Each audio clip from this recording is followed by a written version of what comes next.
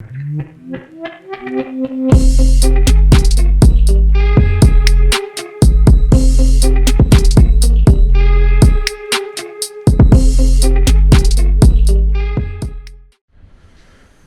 everyone, so I'm going to do a video today on the process of steel wool and vinegar for stain on different types of wood. So what I have here is steel wool and vinegar was in this jar, and before I opened it, strained it, and stirred it around, it looked like this. It was a dark color, and I applied that stain onto a board and I got a little bit of a grayish color to it, but after I had opened it and then let it sit for like 6 hours, it changed more of like a reddish color. And so I'm wondering if part of the process has to do with rusting, oxidation of the steel wool that's mixed in the vinegar, which at first allows you to get the grays and then later gives you more of some reddish hues. So I'm going to do a test. I've had these soaking since the 17th, so these been soaking just over a week. So I haven't opened them yet, and I have 3 bottles, and then this is the one that I previously did. So this is settled, but let me show you when it's all mixed around. You can see it's kind of like a reddish, orangish, brownish, grayish color. So that's why I decided to do this again, and I'm running 3 different setups here. So one is just white vinegar and steel wool, and like I said, it's been in here for about a week. You can see the steel wool is in there, and if I shake it around, you see there's no orangish reddish color to it right now at all, and I believe it's because I haven't allowed it to get any oxygen to actually oxidize, because I've kept this sealed closed. The next one, I did the same thing, but I saw somewhere on another video that if you put pennies in there, it will give you a darker color. So there's the pennies. I don't know if this is going to do anything, but since I was already doing this, I figured I'd give it a shot and try it out. And then the last one is the steel wool and vinegar, but I put 2 small spoonfuls of ebony stain. So I figured, I was just curious if I add a little bit of stain, what that would actually end up looking like mixed with the steel wool and the vinegar. So I'm going to run all 3 of these on 3 different types of wood. I've got cedar, and I have Torrey Pine, and this is your normal lumber from like a hardware store.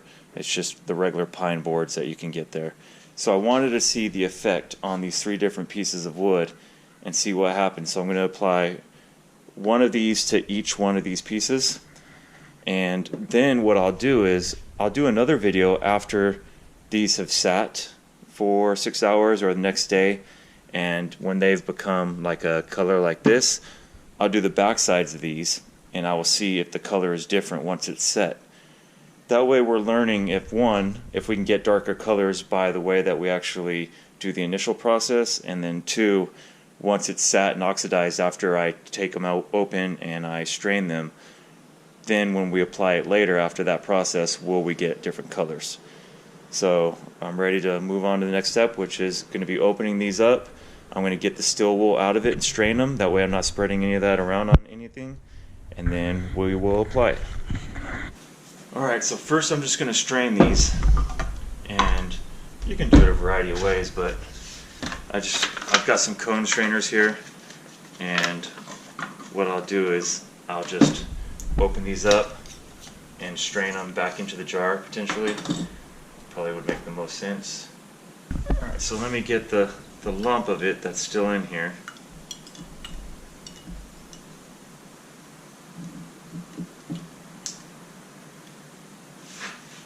Alright.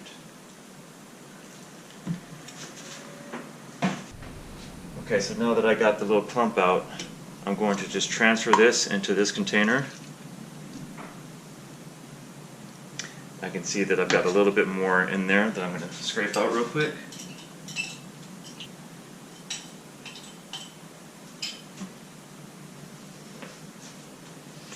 Alright.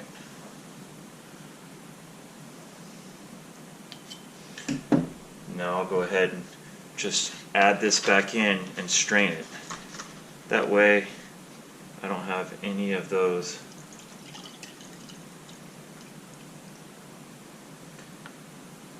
pieces of steel wool in my solution.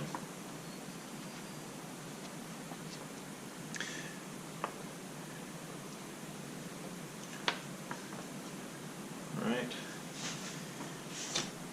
And now that that's set, I'm going to go ahead and put the lid back on it just while I strain these other two. So they've each had a little bit of pressure when I opened them. This one seemed to have a little bit more than the other two, and that might just be because it was mixed with the stain. So I'm going to mix it for a second.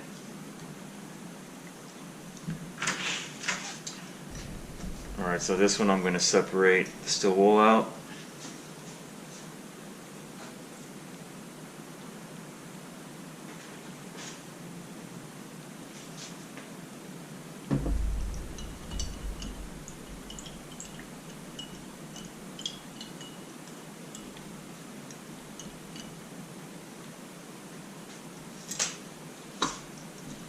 Do the same thing where I'll strain it.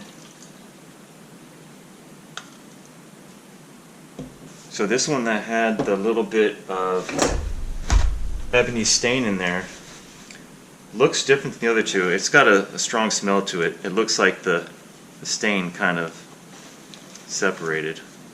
But again, I was just curious to see what this does. If it doesn't do anything, then no loss. But obviously there's a chemical reaction from the steel wool and the vinegar that creates the color on the wood, just as if stain does the same thing. But we'll see if we get any kind of different result from this ebony one. Alright, so now I'm going to strain this one back in.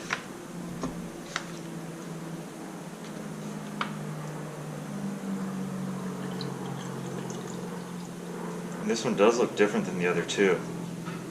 It looks like the vinegar didn't really, and steel wool didn't really do the same kind of process, probably because the stain was mixed in there. So you see it's actually much more clear than the other two. So it's probably going to end up not really have been anything productive, but we won't know until we try it, right? Alright, so all three are ready to go. Now I'll go ahead and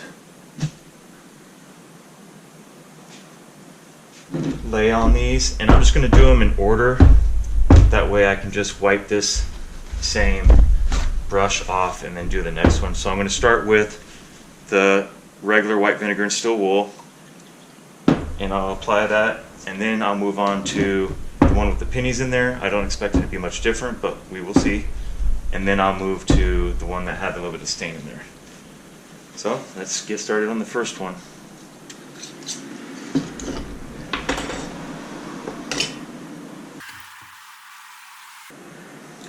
And I'm just applying a layer with the brush, and then I'll just let it sit. Same thing, applying a layer with the brush, and I'll let it sit. You're just basically painting it. And one more time. And like I was saying earlier, I will tonight or tomorrow, after this has had a chance to sit and do whatever it needs to do for another 6 hours, or maybe tomorrow, then I will do the same thing again on the back sides and see if there's a noticeable difference between them.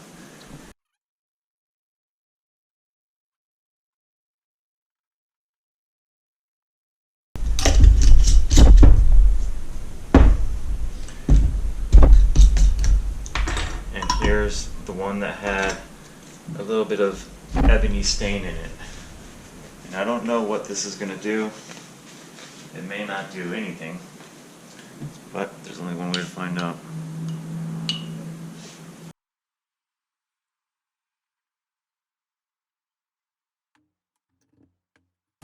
Alright, so I'm going to put these, they're all in the order of what I applied them to. Alright, and that's it. So now I will come back out and continue on the video either tonight or tomorrow. That way it's had time to react, change whatever colors it's going to change. Alright guys, so it's been about 24 hours, and as you can see, here's how the color variations show up on these samples. And like I was saying before, so you can see it's got a reddish color now to it. That wasn't there yesterday before the jars were opened, but now what we'll do is we'll see if that gives any difference of variation when we actually apply this as a stain, to know if it makes a difference when you first open it versus when you come back to it later after you've opened it, strained it, reclosed it, and then it's got some of this reddish tint to it.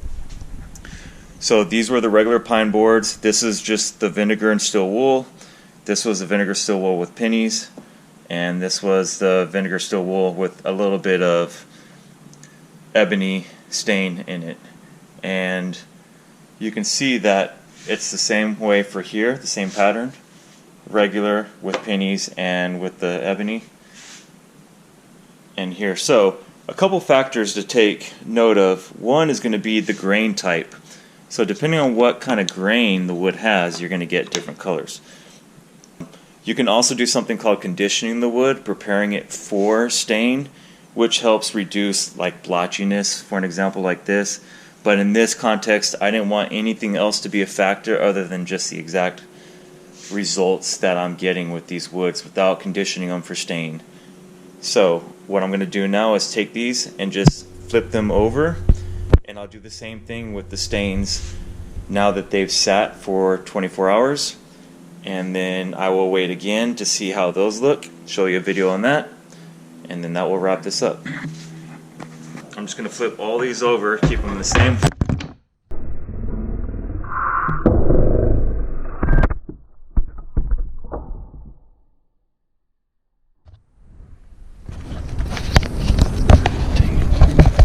That sucked. Okay, so I'm going to flip these all over, keeping them the same way they were before, and we're just going to see the difference now that it's sat for 24 hours. I don't know if there'll be a difference or not, so it'll be interesting to see. Alright, so give these a little mix.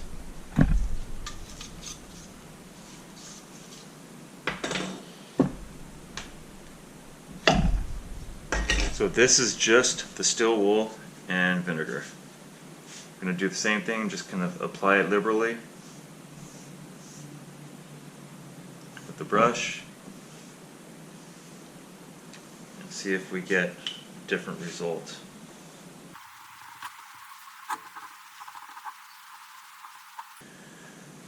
Okay. Move on to the next one. This is the one that had the pennies in it. Nothing else is different. And you can see when you look at it now, compared to before. Before it had a gray look to it, and now it definitely has like a red tint to it. So we'll see if it changes how the color reacts.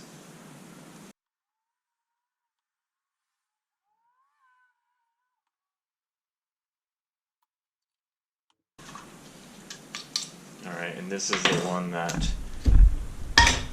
had the little bit of ebony stain in it, to see what effect that would give us.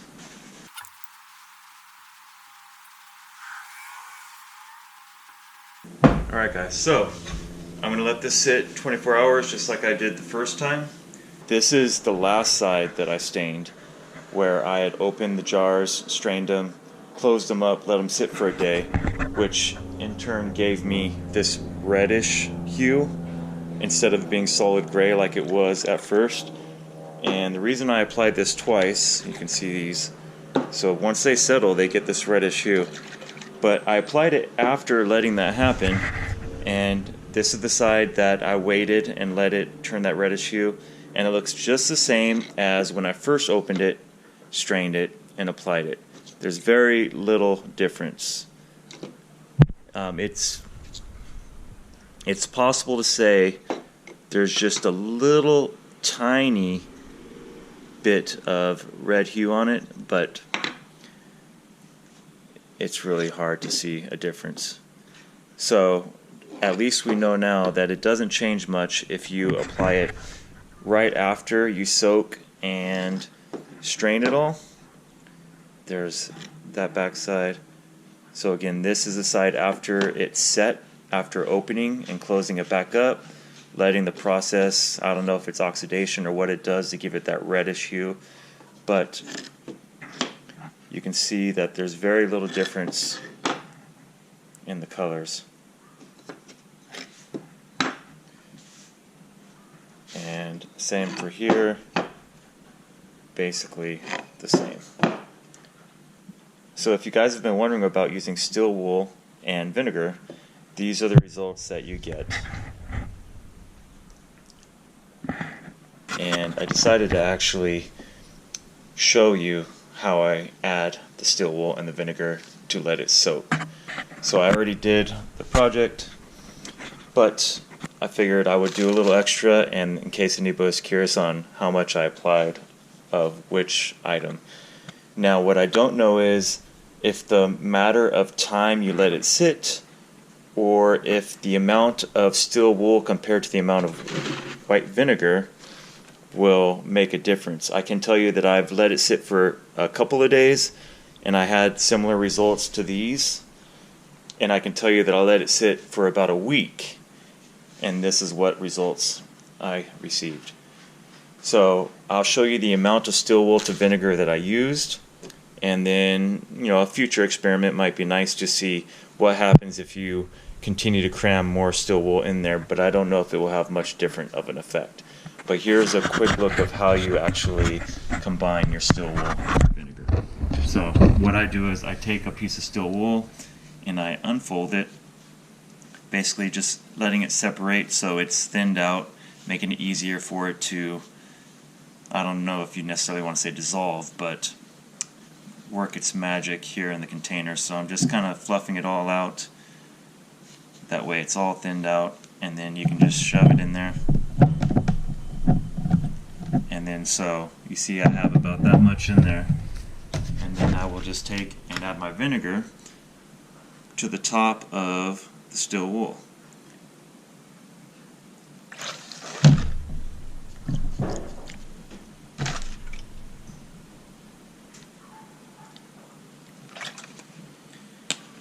Just like that. And then from there, put the lid on it, and that's it. And then I let it set at least a couple of days. Like I said, I have done this to where when I did this sample here, this is after letting it sit for a week, and I took it out, strained it, applied right away. Then I closed it back up for another day and applied again, basically giving me the same results whether you let it sit afterwards or not. I thought that was important because if you can't do all your project in one setting, I wanted to make sure you weren't going to get different results. So now that we know how that works, the only other thing is the amount of time that you let this sit. When I did let it sit for a couple of days, it basically seemed to be the same thing as when I let it sit for a week. So it didn't look like it changed too much. Alright guys, I wanted to add one last thing to this video. So what I did is, this bottom row here, I went ahead and just added some mineral spirits real quick. I just had some cutting board oil, but basically giving you an idea that once you actually stain with still wool and vinegar and then apply your finish, it will give it a little different of a look than that dull look that these pieces above it have. So that's the difference. Noticeably it has a little bit more color, vibrance. So there's a lot of options out there for finishes, anywhere from all your traditional stains that you can purchase and paints. But in this case, I just wanted to show you what a simple still wool and vinegar combination will do, and the way it will make a few different types of wood look for you to give you an idea if it's something you want to try out for your project. So hopefully you found this whole video informative, and thank you for watching. Please like and subscribe, and I will see you guys in the next video.